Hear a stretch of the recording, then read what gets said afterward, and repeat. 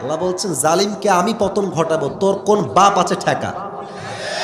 আপনার সবাই শহীদ আল্লামা দেলোয়ার হোসেন সাইদি হুজুরের নাম শুনেছেন না? তা তো আসতে বললেন কেন, বাঘের মতো কেন, শুনেছেন না? সাইদি সাহেবের যখন জেল হয় প্রথমের দিকে, মুরব্বীরা জানেন এই কথা, এই চাপাই থেকে হাজার হাজার যুবক, হাজার হাজার মায়েরা সাইদি সাহেবের মুক্তির জন্য রোজা পর্যন্ত তারা রেখেছে। যুবক ভাই, চাপাইয়ের মানুষের ভালোবাসা no comparison, there is no comparison with the people of Chapai. চাপাইয়ের তুলনা একমাত্র চাপাই দিয়ে সম্ভব, ঠিক কিনা বলেন? উনি বলতেন, আপনারা তো আমার ভূমিকার কথা রাগটা করছেন না তো নাকি? আমি তাফসীর সামনে করব, আমার কথা কি, ভূমিকার কথা কি বোঝা যায়? যায় যায় যায়। আচ্ছা, সাইদি সাহেব বলতেন যে আমাদেরকে মৌলবাদী বললে আমরা রাগটা করি না। কারণ কি চাপায়ের ভাইয়েরা, এই মৌলবাদী এই শব্দ আসছে মূল থেকে। কি থেকে আসছে? কথা বলো তোমরা, কি থেকে? উনি বলতেন মূল মানে হচ্ছে কোরআন, মূল মানে হচ্ছে হাদিস, মূল মানে হচ্ছে আল্লাহ তাআলা, মূল মানে হচ্ছে হিজ লাস্ট মেসেঞ্জার মুহাম্মদ সাল্লাল্লাহু। যারা আমাদেরকে মৌলবাদী বলে গালি দাও, তারা হচ্ছে সব আগাবাদী। এবার কম, গাছের গোড়ায় শক্তি বেশি না আগায় শক্তি বেশি গো? কন না গো, আগায় শক্তি বেশি না গোড়ায় শক্তি বেশি গো? গোড়ায় শক্তি বেশি। উনি বলতেন তোমরা থাকো গাছের আগায়, বাড়াবাড়ি বেশি কইরো না, জুলুমবাজি কইরো না, ধর্ষণ কইরো না, আলেমদেরকে নির্বিচারে জেলখানায় বন্দি করো না। বেশি বাড়াবাড়ি করবা, 16 কোটি মানুষ গাছের গোড়ায় একটা ঝাঁকুনি দিবে, মামুর বাড়ি দিল্লি গিয়ে পড়বা, দিল্লি গিয়েই পড়েছে। অতএব এখান থেকে স্পষ্ট মেসেজ, 2024 সালের আজকে 18 নভেম্বর আমি স্পষ্ট ভাষায় বলছি, আগামীতে এই দেশে কোন স্বৈরাচার জালেম শাসক যদি আবার আমাদের ক্ষমতায় বসে, আর ডাক যদি আসে জীবন দিয়ে, রক্ত দিয়ে, শহীদ হয়ে আল্লাহর এই জমিনকে আবার জালেম মুক্ত করতে হবে, ইসলামের রাজ কায়েম করতে হবে, কোরআনের রাজ কায়েম করতে হবে, দ্বীনকে কায়েম করতে হবে, জীবন দিতে, শহীদ হতে কারা কার প্রস্তুত, হাত তুলে আল্লাহকে দেখা দাও।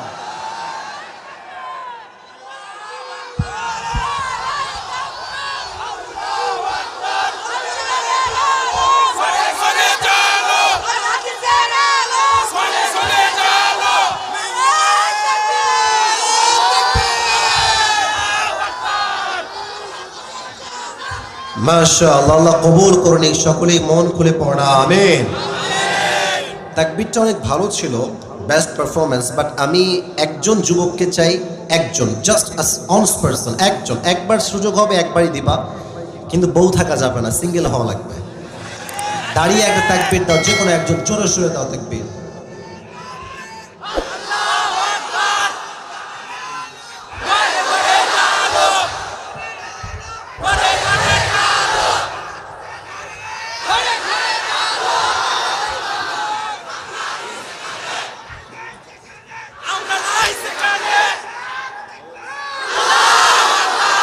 তোমার বউ কনফার্ম, বসো। আল্লাহকে দিনদার নেককার বউ দিয়ে দিক, সকলে জবান খুলে পড়া আমিন। আজকে মাহফিলে বউ আছে কার কার, একটু হাত তুলুন তো দেখি। আচ্ছা, বউ আছে, শীতকালে খুব ঠান্ডা আরামে মজায় আছেন, তাই না? হাত নামান। এবার বউ নাই, খুব কষ্টে আছো, সিঙ্গেল না, কারা হাত তোমার? সোনামণি, কারো বউ নাই?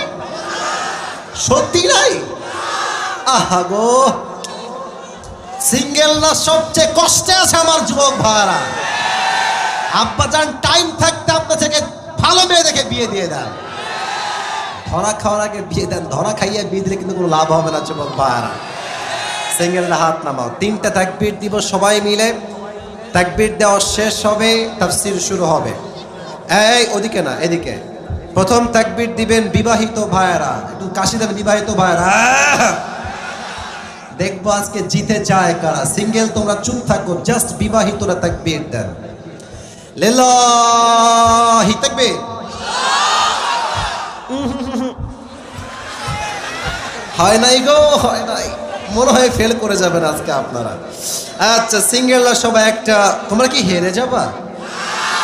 তোমরা কি পরাজিত হবা? তোমরা কি ফেল হয়ে যাবা? সিঙ্গেলরা একটা কাশি দাও। লিল্লাহি তাকবীর। বিবাহিতরা fail. I am so sorry. Allah সিঙ্গেলদের তাকবীরকে কবুল করুন, পড়া আমিন। এবার সবাই মিলে এমন জোরে তাকবীর দিবেন, আমি সহ হুজুর সহ স্টেজ ভেঙে আমরা নিচে পড়ে যাব, ঠিক আছে? লিল্লাহি তাকবীর, আল্লাহু আকবার। আল কোরআনের আলো, আল হাদিসের আলো, কোরআন হাদিস যেখানে, আলেম ওলামা যেখানে, চাপাইবাসী যেখানে, মহারাজপুরবাসী যেখানে, আল্লাহ তাআলা কবুল করুন। সকলে জবান খুলে পড়া আমিন। একটা অ্যানাউন্সমেন্ট দিয়ে তাফসীর শুরু করছি। আজ আপনাদের জন্য আমি আমার একটা বিশেষ স্পেশাল গিফট নিয়ে আসছি, নিবেন? আমি আমার কেনা একটা টুপি নিয়ে আসছি আজকের মাহফিল।